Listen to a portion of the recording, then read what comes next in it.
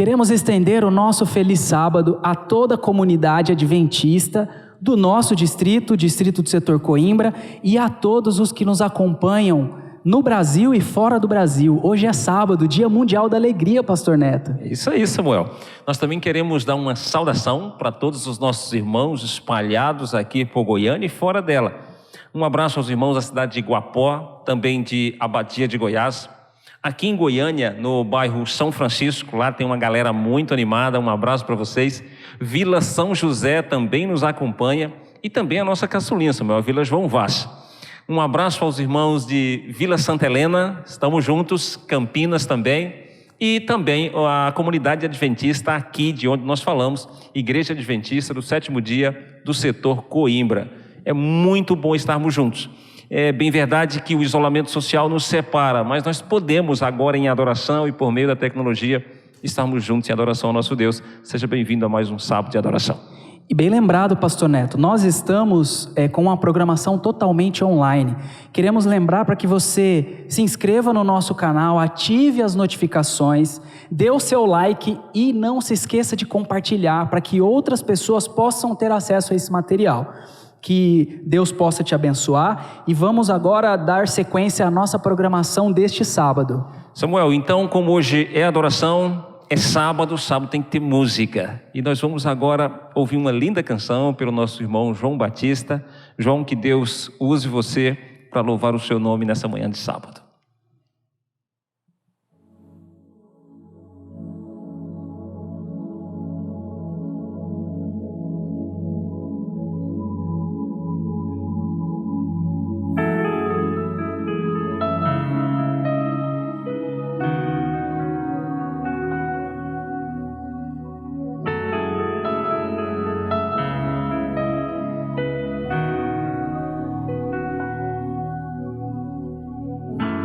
Prostrado estou mais uma vez,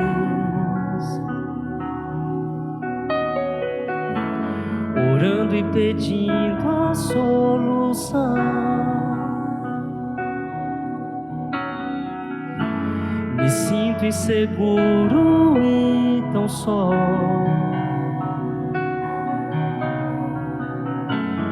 E tudo que faço me faz mal. Cansado estou e sei que podes me entender. E quando eu durmo, em sonhos vens me amparar, como amor, como um pai, e me diz, olhando pra mim, podes me ouvir, não consigo ouvir tua voz. Podes me ver, preciso sentir o teu amor. Se podes me ouvir, não me deixa assim tão só. Eu preciso te sentir, sou filho teu.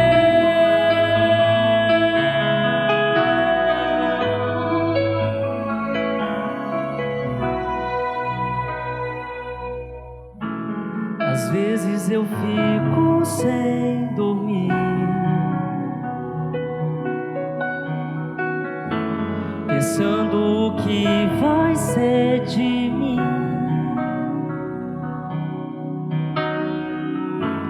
Me vejo afogado em meus problemas,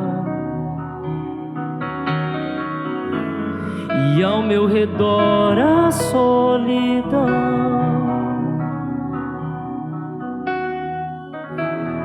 Tento ser forte, tento esquecer erros meus, mas olho pra mim, esqueço de olhar pro céu. Pai, perdão, se estás aqui, dê minha mão, cuida de mim. podes me ouvir. Não consigo ouvir tua voz, podes me ver. Preciso sentir o teu amor. Se podes me ouvir, não me deixe assim tão só. Eu preciso te sentir, sou filho teu.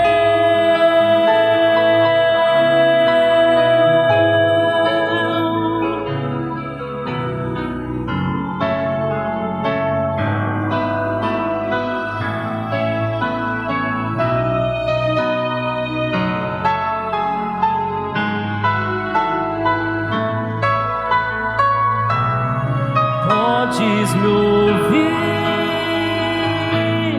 não consigo ouvir tua voz, podes me ver, preciso sentir o teu amor. Se podes me ouvir, não me deixa assim tão só.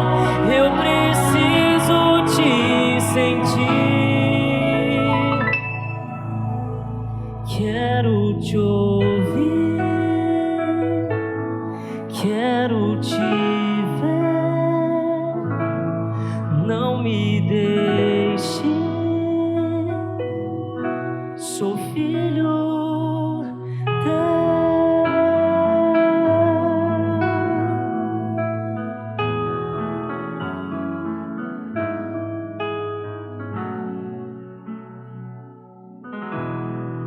Amém.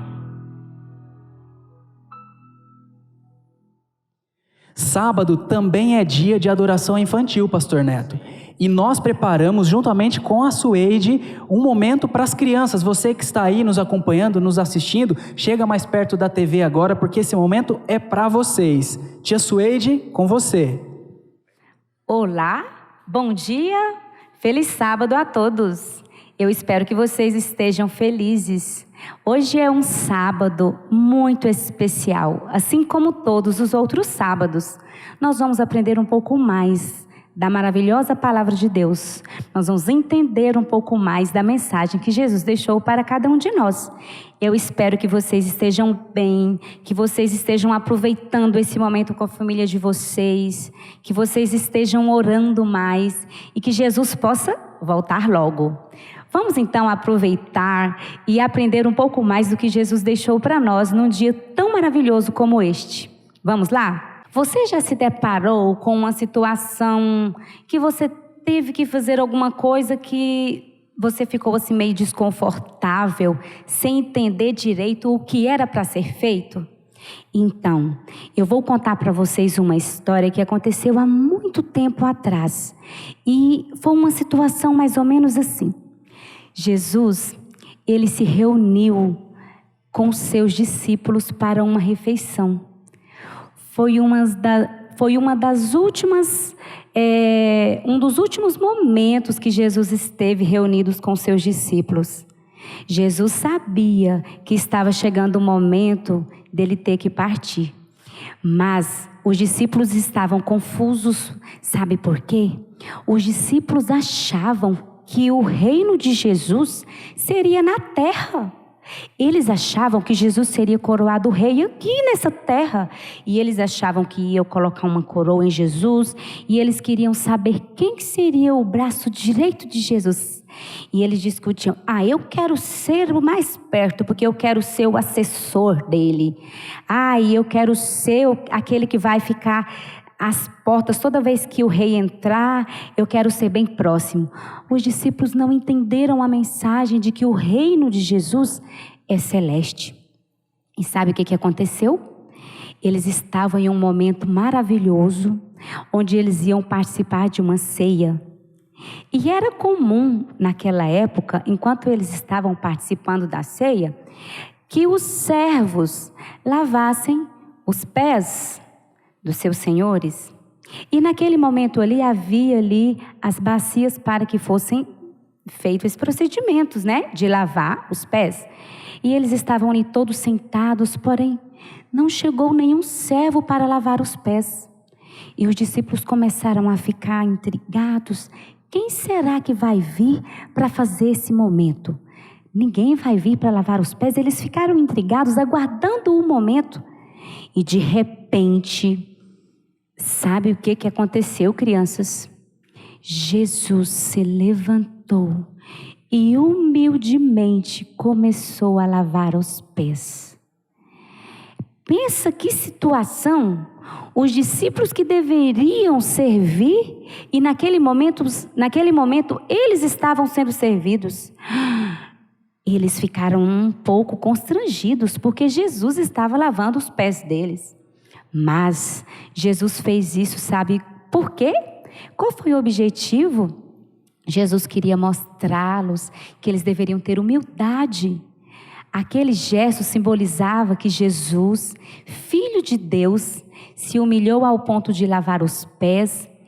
Pouco mais ele se humilhou ao ponto de morrer na cruz, e os discípulos deveriam jogar por terra o seu orgulho naquele momento e entender que não adianta a gente querer ser superior, não adiantava eles querer estar ali servindo a Jesus apenas como um rei terreno, mas eles deveriam entender que precisavam de ser humildes aqui na terra, servindo uns aos outros com amor, para que eles pudessem estar com Jesus também lá no céu. Essa lição de humildade, ela serve para todos nós.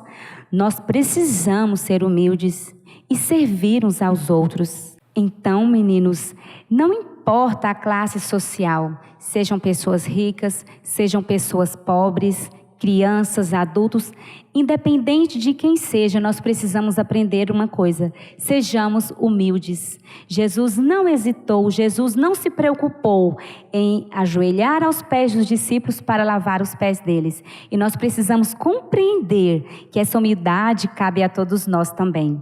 E outra coisa importantíssima, você vai agora fechar os seus olhinhos e vai falar para Jesus lavar também, não só o seu pezinho, mas o seu coraçãozinho. Tirar a mágoa, a tristeza, a preocupação e colocar nesse espaço aí o amor, a humildade que só vem de Jesus. Amém? Feche os seus olhinhos. Reverentemente, convida o papai, a mamãe, o seu irmãozinho, o priminho, quem estiver do seu lado agora, para fazer essa oração com você. Vamos lá? Querido Deus, nós te agradecemos por essa lição tão importante de humildade que Jesus nos deixou. Nos ajude a sermos limpos de coração e sermos humildes e servir aos outros com amor. Em nome de Jesus, nós te pedimos e te agradecemos. Amém.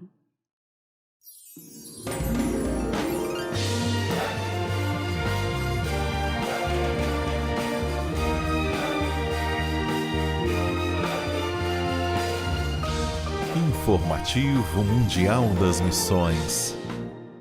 Um adventista em 10.000. Para Radenko Melovic, frequentar a universidade em Belgrado era mais sinônimo de diversão do que estudo.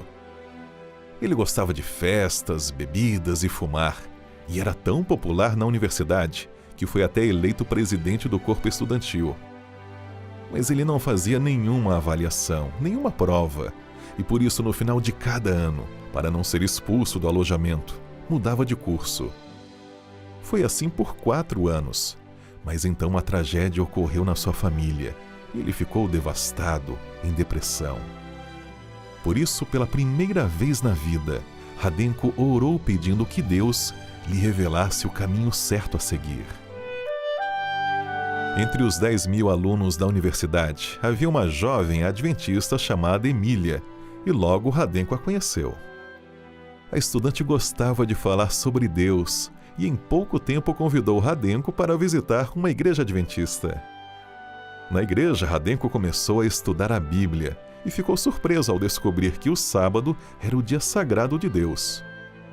Logo ele foi perguntar ao sacerdote da igreja de seus pais sobre o sábado, e a resposta foi: "Guardamos o domingo porque foi o dia que Jesus ressuscitou." E o sacerdote acrescentou: "Nossos líderes decidiram pelo domingo, e eu não questiono essa opinião."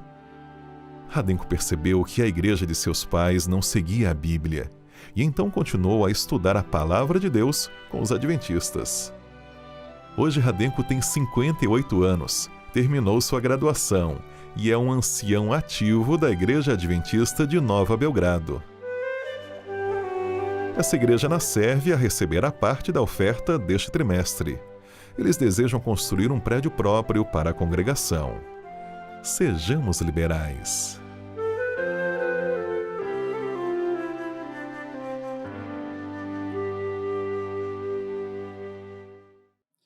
Cada informativo traz necessidade de algum lugar específico onde a igreja está atuando. E nós, como participantes dessa igreja, podemos doar, Pastor Neto, todo sábado para poder ajudar um lugar desse. Nós temos o 7Me, que é um aplicativo oficial da igreja. Você já conhece, tem ouvido falar sobre isso já há algum tempo, mas talvez tenha aquelas pessoas, pastor, que não tenha tanta habilidade com a tecnologia.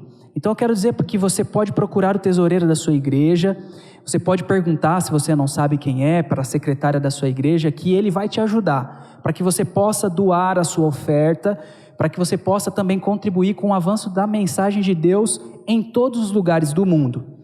E falando também sobre fidelidade, pastor, nós temos uma história muito especial do Provai e Vede desse sábado, e eu queria que você acompanhasse conosco nesse momento.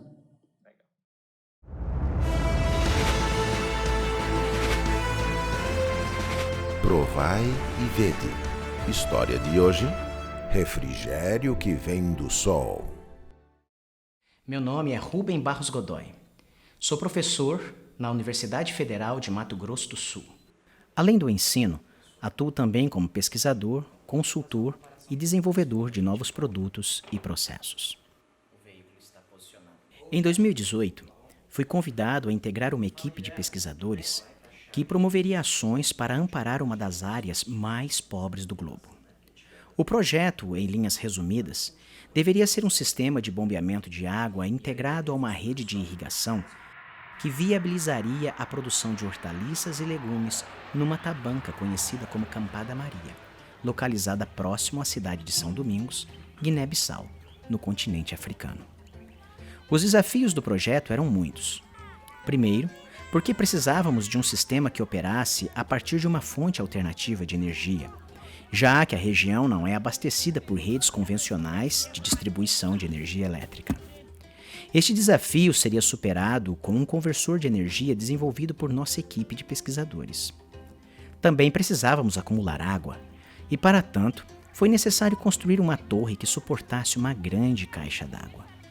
De acordo com nossos cálculos, por este sistema circularia de 13 a 17 mil litros de água por dia, que além de abastecer as hortas, livraria as mulheres e as crianças de rebocarem diariamente todo esse volume em bacias sobre as suas cabeças. Os tijolos deveriam ser feitos no local pelo esforço de mulheres que arrancavam torrões de argila do solo e preparavam a matéria-prima para que os blocos fossem manufaturados. Foram esses tijolos, empilhados por mãos fortes e habilidosas, que formariam a estrutura que sustentaria a caixa d'água. Além disso, um sistema de distribuição de água foi instalado com torneiras ao longo do canteiro, tornando o manejo da água prático e eficiente.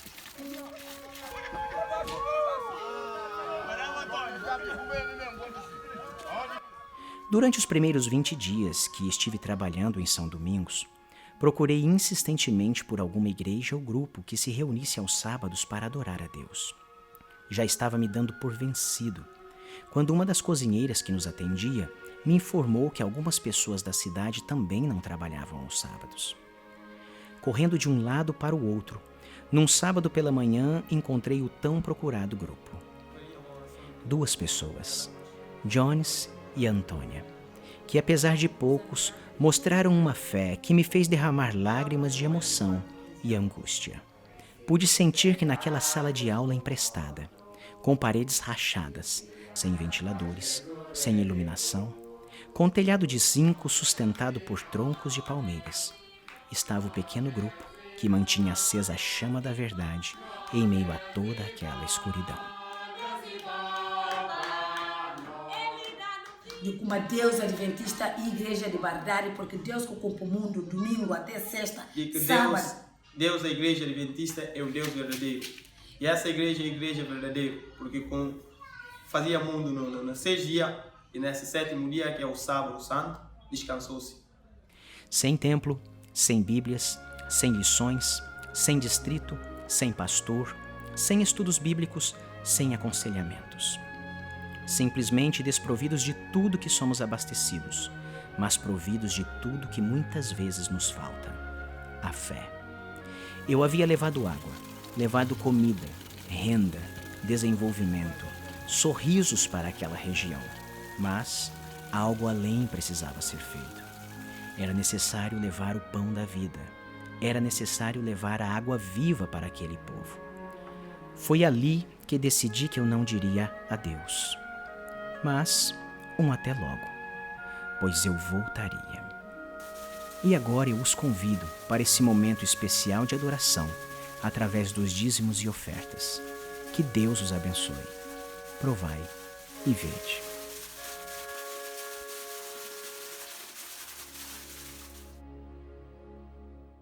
Na semana passada nós iniciamos mais um trimestre, e trimestre novo, Samuel, é lição nova, né? E a lição desse trimestre, ela é fantástica, porque ela é muito prática. O título é Como Interpretar as Escrituras. A Bíblia diz que há pessoas que elas deturpam as Escrituras para a sua própria perdição. Então isso quer dizer que conhecer bem da palavra de Deus é muito importante para a nossa salvação. E nós temos a alegria de, nesta manhã, recebermos 2 convidados especiais. O Marcos e o Paulo Vitor, que são bem conhecidos de vocês, estarão aqui conosco discorrendo acerca do que nós estudamos durante a semana, e eu espero que todos vocês possam se alimentar da palavra do Senhor. Olá, sejam bem-vindos ao estudo da lição. Eu sou Jussara, vou apresentar para vocês os nossos convidados. Marcos Magalhães, primeiro ancião da Igreja do Setor de Campinas. Seja bem-vindo, Marcos. Obrigado, Jussara, é um prazer estar aqui. Quero cumprimentar meu amigo Paulo Vitor também, um prazer. E a você que nos assiste nessa manhã de sábado, que você possa participar com a gente desse momento especial do estudo da Palavra de Deus. O nosso outro convidado é o Paulo Vitor. Ele é ancião na Igreja do Setor do Coimbra. Seja bem-vindo, Paulo Vitor. Olá, Jussara. É um prazer estar aqui com vocês, estudar a Bíblia com vocês aqui nesta manhã. Também gostaria de cumprimentar aqui o nosso irmão Marcos. Será um privilégio nós abrirmos a palavra do Senhor e entender o que o Senhor quer dizer para cada um de nós hoje. Paulo Vitor, você pode fazer uma oração conosco? Oremos. Pai querido, te agradecemos mais uma vez porque podemos estudar a Tua palavra nesta manhã. Queremos, Senhor, entregar em Tuas mãos este estudo. Queremos entender, ó Pai, a origem da Tua palavra. De que forma que esses homens foram inspirados por Ti e porque agora podemos confiar plenamente nela. Te agradecemos porque cada pessoa que está assistindo, cada pessoa que está ouvindo, nós teremos a oportunidade juntos de estudarmos os Teus desígnios, a Tua vontade para as nossas vidas. Te entregamos tudo isso em nome de Jesus. Amém, Senhor. O título do nosso estudo de hoje, Origem e Natureza da Bíblia. E o verso para memorizar, que você já deve ter visto durante toda a semana, diz assim: Outra razão ainda temos nós para incessantemente dar graças a Deus, e que tendo vós recebido a palavra de que ouviste, que é de Deus, acolhestes não como palavra de homens, e sim, como em verdade é, a palavra de Deus, a qual o efeito está operando eficazmente em vós que o credes. A nossa maneira de ver e compreender as Escrituras Sagradas, ela tem que estar em convívio com a boa vontade de Deus. Nós precisamos buscar o Espírito Santo para que nos ilumine e que possamos compreender o que Deus quer passar para nós através da Bíblia. O mesmo Espírito Santo que inspirou os autores também nos inspira para que possamos compreendê-la. E aí nós vamos começar com a participação dos nossos convidados. E eu quero iniciar com o Marcos, com a seguinte pergunta: nós podemos confiar plenamente na palavra, na Bíblia? Essa é uma pergunta muito comum no dia a dia, né? Sempre alguém chega para a gente, às vezes questiona se a Bíblia é confiável. Eu gosto de um texto muito importante na Bíblia, uma carta que Pedro escreveu, lá na segunda carta de Pedro, no capítulo 1 e o versículo 21. Olha o que diz a Bíblia. Porque nunca jamais qualquer profecia foi dada por vontade humana. Entretanto, homens santos falaram da parte de Deus, movidos pelo Espírito Santo. Esse texto me dá uma tranquilidade muito grande e confiança de que a Bíblia é a palavra do Senhor. Me dá certeza. Quando o salmista escreve, lâmpada para os meus pés é a tua palavra e luz para os meus caminhos. É a confiança que ele tem que a palavra de Deus é uma luz, é a verdade plena. Lá em João também ele diz, João 17:17, santifica-os na verdade e a tua palavra é verdade. Portanto, você pode olhar para a Bíblia, pode ler a Bíblia com a certeza de que aqui é a palavra do Senhor. E a Bíblia, o mais maravilhoso dela é que quando nós nos encontramos com ela, nós não voltamos a mesma pessoa. O poder que a Bíblia tem de transformar vidas, de mudar vidas, é sensacional. Por isso, eu posso dizer para você com total segurança, a Bíblia é confiável. E nesse verso que você leu para nós, o verso de ouro, Paulo está dizendo aos Tessalonicenses, essas palavras que eu estou apresentando para vocês não são palavras de homens, é a palavra de Deus. Então isso você pode ter certeza na sua vida, que você está com um livro sagrado, não é um livro comum. Podemos dizer também, Marcos, que a Bíblia é um livro de dupla autoria. Pois veja, nós temos aqui dois elementos. Nós temos a divindade de Deus, através aqui da supervisão do Espírito Santo ao inspirar esses homens, e nós temos também o elemento ser humano. Esses homens, eles foram inspirados e por isso eles começaram a escrever a Bíblia.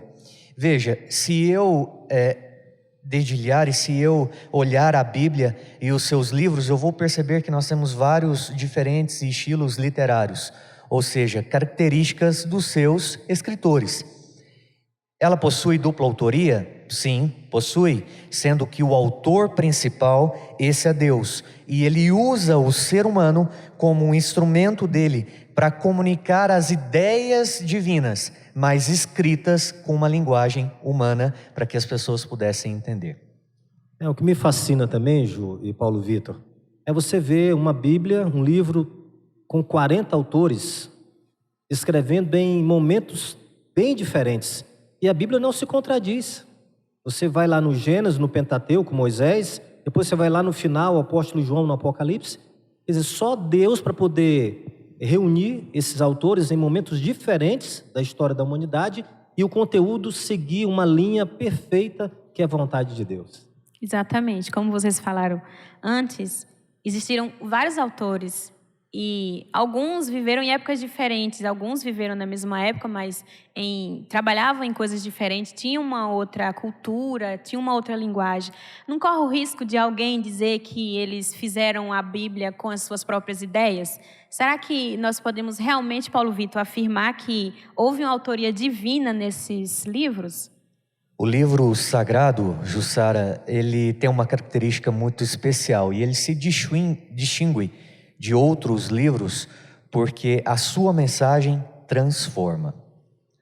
Nós vamos encontrar isso no verso para memorizar dessa semana, onde Paulo escreveu para a igreja de Tessalônica, e essas palavras, elas transformaram aquelas pessoas. A verdadeira comprovação de que a Bíblia possui realmente uma origem divina é esta, de que as suas palavras transformam as pessoas. A questão aqui não foi o homem que escreveu a Bíblia das suas próprias ideias. Essa é a grande questão que às vezes as pessoas questionam. Mas como é que eu vou confiar numa coisa que um homem escreveu, um homem igual a mim? Acontece aqui, meu querido, que a Bíblia foi escrita por um homem, mas Deus é quem inspirou. A ideia é Deus. Então Deus inspirou a mente dos autores. Então Deus não ditou, apesar que tem uma linha de teólogos que acreditam que Deus ditou cada parte da Bíblia. Nós não acreditamos dessa forma. Acreditamos que Deus inspirou a mente, as ideias dos profetas. E aí os profetas usaram as suas palavras, os seus vocabulários da época para transmitir a vontade de Deus. Eu costumo dizer um exemplo da carta. Se eu pedir para você escrever uma carta para mim, para um amigo que mora lá no Japão, Eu quero que você escreva a carta dizendo que eu e o Paulo Vitor vamos ao Japão e que ele nos receba lá um determinado dia e arruma um hotel para nós e nós estaremos ali. Você vai escrever a carta.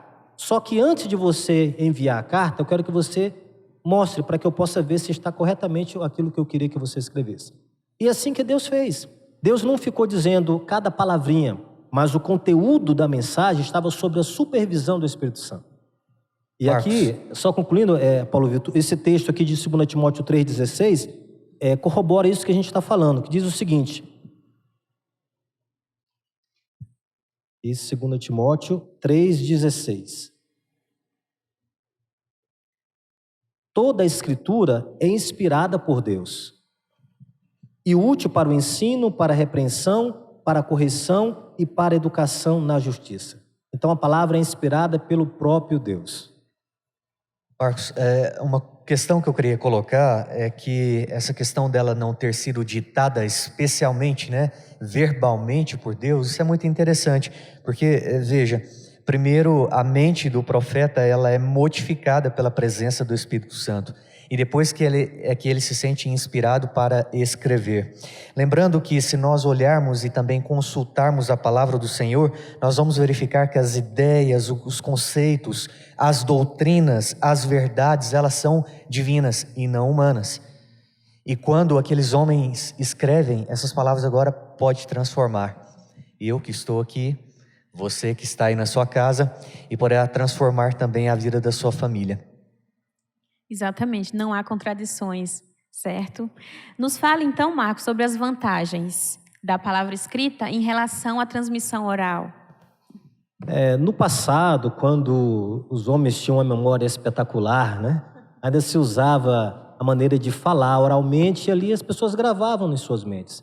Mas com o decorrer dos anos, o pecado aumentando cada vez mais, a nossa mente hoje é muito mais fraca. Hoje nós conseguimos armazenar muito menos. E, portanto, a parte escrita ela é fundamental. Por quê? A oral pode durar algum tempo, minutos, horas, você pode esquecer. Mas a palavra escrita ela se perpetua. Eu particularmente gosto muito de ler, tenho muitos livros em casa. Eu tenho livros lá antigos, mas quando eu vou até eles e abro e estudo, eu volto no tempo, eu faço uma viagem no tempo. Então a palavra não se perde. E a Bíblia, de forma escrita, é a forma mais perfeita de ela não se perder na minha vida. Então eu já tive o privilégio de ler a Bíblia algumas vezes, mas é interessante que cada vez que eu volto a ler, parece que eu nunca li aquilo. É uma novidade para mim. Então, se eu não tivesse essa palavra escrita, como é que eu poderia lembrar ou relembrar de coisas tão importantes, de promessas tão poderosas que o Senhor deixou para mim? A correção de erros acontecia quando o homem ele estava ali pronto para ser inspirado por Deus, e quando, se isso fosse de forma verbal, né, poderia acontecer um telefone sem fio, que nós conhecemos muito bem. E quando uma pessoa fala uma coisa para outra e vai passando e passando, a gente sabe que a mensagem não chega com a mesma eficácia do que a mensagem escrita. Nós vamos perceber que essa era uma forma, e Deus pensou nisso quando orientou desta forma, né, de corrigir os erros e não deixar que outras palavras que não fossem da inspiração divina pudessem estar escritas na Bíblia. Outra questão é que a leitura da palavra escrita, ela é muito boa porque ela causa memorização. Quanto mais eu leio, mais eu memorizo. Quanto mais eu leio, mais eu armazeno dados.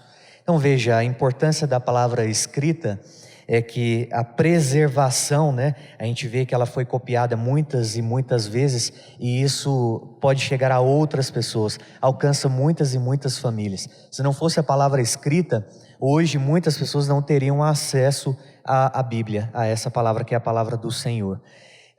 A forma então de escrever, de guardar, é no sentido de armazenar, no sentido de compartilhar, no sentido de preservar esta palavra que precisava chegar a outras e outras pessoas. Uma vez eu ouvi um pregador dizendo que se você lesse o mesmo versículo bíblico todos os dias, você teria uma coisa nova a aprender. Então a Bíblia ela se renova a cada dia nas nossas vidas, né? Eu gosto muito de ver como Jesus ele é anunciado, ele é apresentado na Bíblia, ao decorrer da Bíblia. faz essa narrativa sobre Jesus. Eu gostaria que vocês me falassem mais um pouquinho sobre os paralelos entre a Escritura e o próprio Cristo. Essa parte é uma parte da lição que eu gosto muito, particularmente, porque da mesma forma como nós temos lá em João, capítulo 1, verso 1, né, onde o verbo estava com Deus e ele agora habitou entre nós, né, nós encontramos um paralelo com a Bíblia.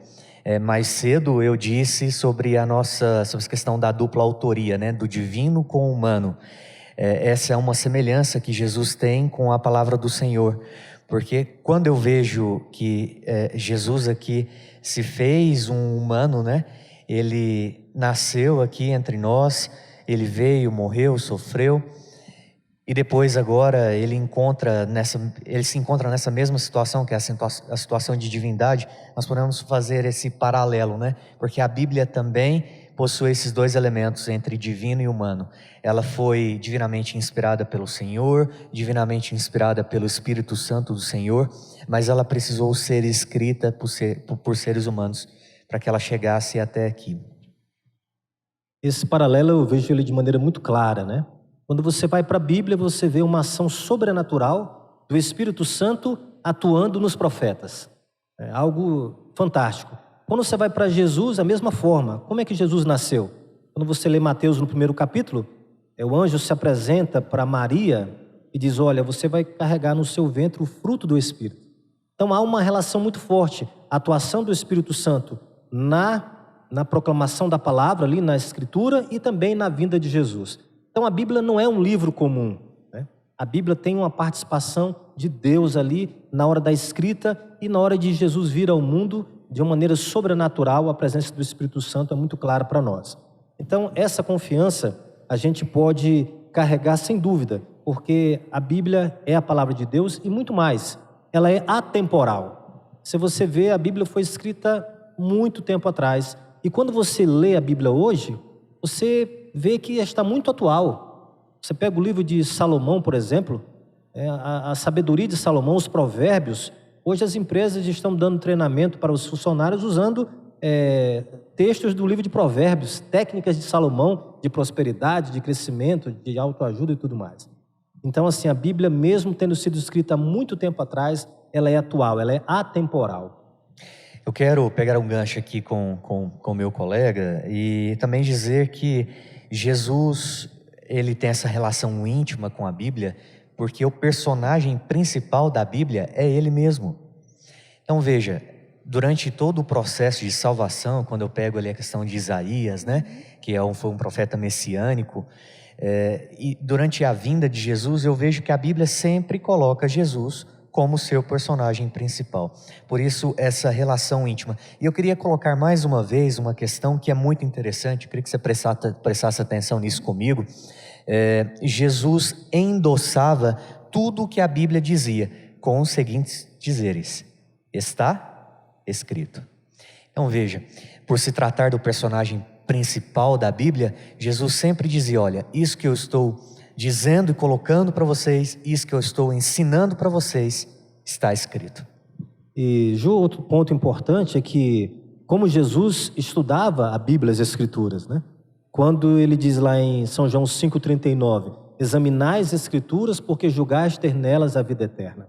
E elas mesmas que testificam de mim. Então, essa relação dele com a palavra era muito forte. E isso cai por terra, às vezes a gente querer usar apenas o Novo Testamento para estudar. Eu já encontrei pessoas que falam, não, eu só estudo o Novo Testamento. É ele que está valendo, o Antigo já está passado. Não é assim, porque quando Jesus falou, examinai as Escrituras que ele tinha, era o Antigo Testamento. Exatamente. O Novo Testamento não existia. Portanto, é a Bíblia completa, as Escrituras, Antigo e Novo Testamento. Não podemos excluir o Antigo e ficar só com o Novo. Porque Jesus ele tinha um relacionamento muito forte com as Escrituras de maneira geral, o Antigo e depois o Novo Testamento que veio surgir posteriormente. Exatamente. Muitas pessoas veem o livro como um livro comum, como mais um livro aí, né, nas livrarias, à venda e tudo mais. E com isso, quando elas leem esse livro, elas têm uma interpretação totalmente errada. Será que o elemento fé influencia em alguma coisa? A fé é uma palavrinha tão pequena, mas poderosa, né? Paulo, escrevendo aos Hebreus, fala: sem fé é impossível agradar a Deus, porque aquele que se aproxima de Deus precisa acreditar que Ele existe. Eu fico imaginando a gente tendo uma conversa, eu e você. Eu estou falando para você uma coisa que aconteceu comigo e no decorrer da conversa você fica rindo do que eu estou falando e duvidando do que eu estou falando. Eu vou parar de falar para você, porque eu estou vendo que você não está acreditando no que eu estou falando. Imagine você conversando com Deus, se aproximando dEle e duvidando do que Ele está te apresentando. Então a fé, ela é importantíssima nessa relação do aluno com a palavra de Deus. Ao irmos para a palavra de Deus, nós temos que abrir o nosso coração, nos desvencilharmos de todo o preconceito possível para que nós possamos entender. É diferentemente de você, quando vai estudar uma matéria. Digamos que você vai estudar matemática, mas vai usar os conceitos de português. Não vai dar certo. Então, cada disciplina você tem que usar os métodos dela para você tirar o maior proveito. A mesma coisa é a Bíblia. Eu não posso ir para a Bíblia, né, com teorias ateístas, duvidando do que a Bíblia está me apresentando. Eu tenho que ir com o coração aberto. E a fé é importante, porque eu vou compreender o que Deus quer falar para cada um de nós. Nós precisamos, principalmente antes de abrir essa palavra, pedir a Deus a fé, porque eu penso que na maioria das vezes que nós abrimos a Bíblia, talvez nós não estamos com a nossa fé preparada, amparada, para acreditar naquilo que ela está falando. É difícil. Eu digo isso aqui como um cristão, como você. E falo que é muito difícil nós, principalmente, abrirmos a palavra do Senhor se nós não estamos com o nosso coração aberto, se nós não cremos o suficiente nesta palavra. A fé, o meu colega usou aqui um verso muito bonito e que precisa amparar aí a sua busca por conhecimento bíblico, é que sem fé é impossível agradar o Senhor. Né? Só há a possibilidade de eu agradar o coração de Deus se eu acreditar naquilo que eu estou lendo. E o mais perigoso disso tudo é que as pessoas, além de interpretarem errado a Bíblia, ainda passa para os outros de forma errônea, né? Vai levando uma ideia que não tem nada a ver com os princípios de Deus. Então, para continuarmos, eu queria que vocês me dissessem como é que nós podemos lidar com a dúvida, mesmo tendo certeza, racionalmente, de que a Bíblia é a palavra de Deus. Eu gostaria de colocar aqui uma questão importante, a importância, né, de entender que esse livro é realmente divino. É que nós vamos encontrar, como eu já disse no início, alguns estilos literários curiosos. E eu queria abrir aqui com os irmãos, você que está aí na sua casa, essa questão do livro de Lucas, né, Marcos? Lucas tem um estilo literário um pouco diferente. E nós vamos perceber que a construção desse evangelho foi diferente dos outros. Lucas, quando ele vai escrever, ele começa a investigar, né, e principalmente testemunhos oculares sobre aquilo que aconteceu, e ele cria uma biografia perfeita sobre a vida de Jesus, inclusive seguindo aqui uma ordem cronológica, né? Veja, através da pesquisa, através da investigação, através principalmente de um cuidado muito grande, né, podemos chamar de evangelista Lucas, ele cria o seu livro com um propósito um pouco diferente. E nós vamos encontrar esses estilos, né? O meu amigo também citou Salomão, né, Marcos? Salomão, quando foi escrever ali aquelas palavras de romance, né? Nós podemos dizer-lhe que Cantares é um livro romântico, né? Esses outros livros, eles possuem algumas características diferentes, então eles escreveram coisas ali que estavam no seu coração, mas sempre com a supervisão do Espírito Santo. Sempre com a supervisão do Espírito Santo. Então, eu devo usar isso. Olha, a Bíblia realmente possui muitos estilos, né? Alguns livros foram criados de forma muito específica para alguns propósitos específicos, né? Usando o método de pesquisa, usando o método biográfico, e isso comprova de que esses escritores tiveram o cuidado necessário e que eles estavam sendo supervisionados pelo Espírito Santo. É por isso que eu não devo ter dúvidas de que a Bíblia é sim um livro santo. E eu gostaria de citar aqui duas passagens para os irmãos acompanharem. Nós não vamos conseguir ler agora, mas você pode acompanhar aí Romanos no capítulo 1, esse termo, né, Sagradas Escrituras, e 2 Timóteo 3, como já foi citado aqui, Sagradas Letras. Veja, mais um ponto que eu quero abrir dentro dessa pergunta. A exegese é importante, a interpretação da Bíblia é muito importante? Sim. Acreditar nela também é importante? Sim. Mas aplicá-la de forma prática na sua vida é essencial. É interessante que a dúvida, ela sempre se apresenta quando a gente não tem como explicar. Não é verdade? Eu não sei explicar o que é isso, eu fico duvidando.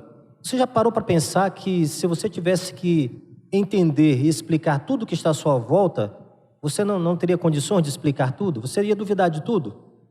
Por exemplo, eu gosto muito de carro, né?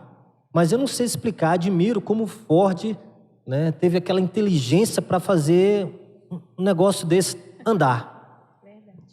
Eu não sei explicar, mas eu acredito que funciona. Mas quando a gente vai para a Bíblia, é interessante que às vezes as pessoas querem ter certeza de tudo para acreditarem.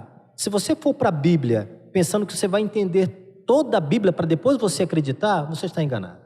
Há coisas na Bíblia que são mistérios que só na eternidade nós iremos entender. Mas a própria Bíblia diz que as coisas que são reveladas, Deus revelou para nós e os nossos filhos. E a Bíblia está aí para você. Então a dúvida ela sempre vai existir, mas quando você for para a Bíblia, creia que é a palavra de Deus e não tenha dúvida. Porque você for agir dessa forma com a Bíblia, você vai ter que agir também diante das outras coisas que você não sabe explicar, mas assim mesmo você crê. Exatamente. Nós estudamos na lição passada sobre Daniel, que é um livro profético. E aí a gente vê o controle de Deus na humanidade, na história. Eu queria que vocês me citassem um outro fato que está na Bíblia que determina assim, não foi o homem que escreveu as suas ideias aqui, é inspiração divina. Sabe? Tipo, Deus ele está no controle de tudo. Em que outras situações a gente pode ver que não é vontade humana aquela ideia que está na Bíblia, e sim de Deus? Quando eu leio a Bíblia, algumas histórias até me chocam, né? A história de Davi, por exemplo, aquela história que a gente fica pensando, por que Deus permitiu que essa história fosse apresentada para nós?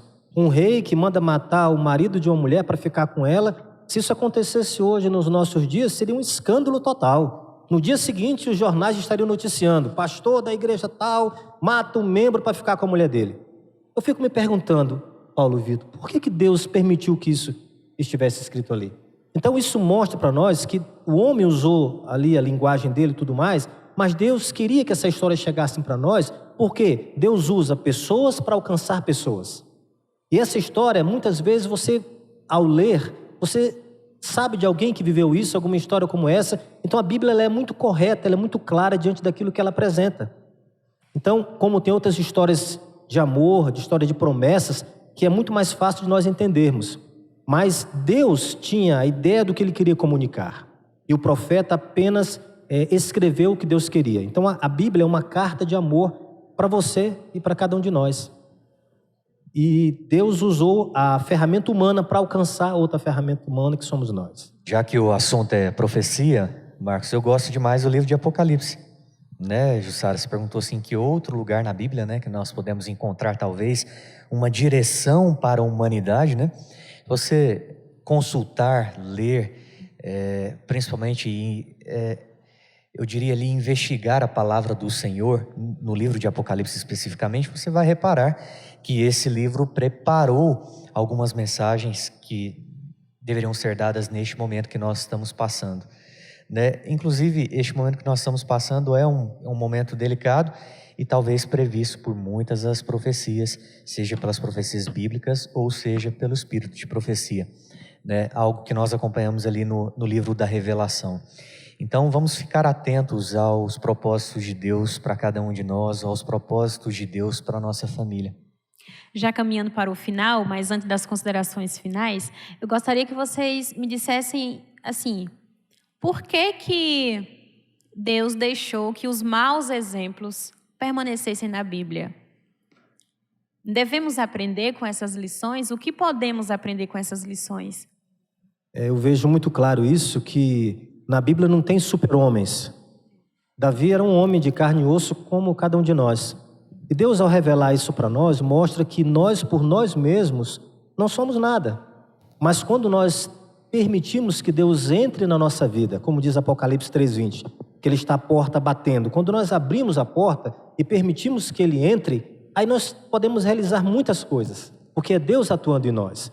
Então, se Deus foi capaz de transformar a vida de um homem como Davi, após esse pecado escandaloso, Ele pode transformar a minha vida. Então, o grande espetáculo da Bíblia, eu acredito que é o poder de transformar vidas. Talvez se você lesse a Bíblia e só encontrasse pessoas certinhas, que nunca erraram, que nunca falharam, você diria, não, isso não é para mim. Eu não me encaixo nisso aqui. Mas quando eu olho para a história de Tomé, que duvidou que Jesus estava vivo, e depois do encontro dele com Deus, eu posso ter certeza que Deus pode mudar a minha vida também, se eu assim o permitir. Algumas histórias são muito tristes, né? Dentro da Bíblia, a gente encontra uma negação de Pedro, né? A gente encontra, por exemplo, um suicídio de Judas. Esses fatos são importantes para as pessoas terem uma ideia do que a desobediência causa como consequência, certo? E é por isso que essas histórias devem permanecer aqui na Bíblia, né? Devem estar na Bíblia para nós repararmos essas histórias e tirarmos lições grandiosas de cada uma delas e das ações desses seres humanos. Eu gostaria de encerrar com aqui a página 7 do Grande Conflito. Nós temos essa citação aqui na sua lição aí de segunda-feira, que diz o seguinte: a Bíblia aponta para Deus como seu autor, contudo foi escrita por mãos humanas e no variado estilo de seus diferentes livros.